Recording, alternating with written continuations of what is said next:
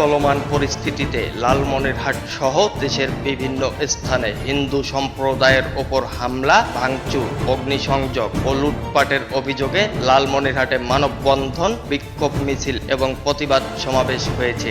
আজ রবিবার 11 আগস্ট 2024 দুপুরে জেলার প্রাণকেন্দ্র মিশন মোড় গোল চত্বরে হিন্দু সম্প্রদায়ের আয়োজনে প্রতিবাদ সভা ও বিক্ষোভ মিছিল হয়। লালমনিরহাট জেলার সনাতনী হিন্দুদের আয়োজনে এই কর্মসূচিতে পূজা উদযাপন কমিটির সভাপতি হীরালাল রায়, সম্পাদক প্রদীপ চন্দ্র, হিন্দু বৌদ্ধ খ্রিস্টান ঐক্য পরিষদ নেতা বিধুভূষণ রায়, ইসকন সভাপতি সহ ও হিন্দু মহাজোটের নেতাকর্মীরা বক্তব্য দেন। সে সময় বক্তারা বলেন, এই মাটি আমাদের, আমরা এই দেশের নাগরিক, এটা আমাদের পিতৃপুরুষের সম্পত্তি। আমরা আর নিজ গৃহে পরবাসী হয়ে থাকতে চাই না, আমরা কোথাও যেতে চাই না। 1971 সালে তাদের ধর্মের মানুষজনের ওপর হামলার ঘটনার কথা স্মরণ করিয়ে দিয়ে বক্তারা বলেন, সারা দেশে হিন্দু সম্প্রদায়ের ওপর নির্যাতনের দ্রুত নিরাপত্তা নিশ্চিত করতে হবে।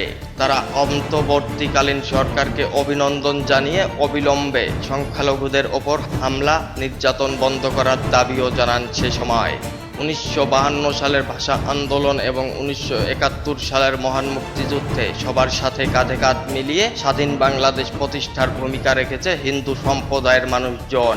দেশের প্রত্যেকটি আন্দোলন, সর্বশেষ বৈষম্য বিরোধী ছাত্র আন্দোলনেও হিন্দু সম্প্রদায়ের ছেলেমেয়েরা স্বতঃস্ফূর্ত অংশ নিয়ে বৈষম্য মুক্ত বাংলাদেশ গড়তে কাজ করে যাচ্ছে।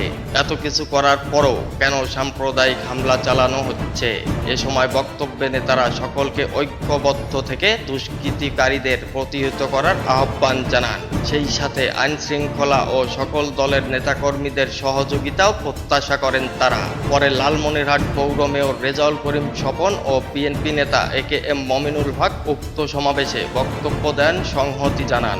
প্রায় 2 ঘণ্টা ব্যাপী অনুষ্ঠিত মানববন্ধন সমাবেশ কর্মসূচি শেষে আন্দোলনকারীরা সনাতনীরা একটি মিছিল নিয়ে শহরের গোসলা বাজার মন্দির অভিমুখে রওনা দেয়। মিছিলটি শহরের নর্থ বেঙ্গল মোড় এলাকায় পৌঁছালে সেখানকার একটি ভবনের ছাদ থেকে দুষ্কৃতিকারীরা ঢিল ছুড়ে, এতে অন্তত 3 জন আহত হয়। এ সময় মিছিলে উত্তেজনা ছড়িয়ে পড়ল। সেই ভবনে মিছিলকারীরা হামলা চালিয়ে ভাঙচুর করে। খবর পেয়ে সেনাবাহিনী ঘটনাস্থলে যায় এবং পরিস্থিতি নিয়ন্ত্রণে আনে।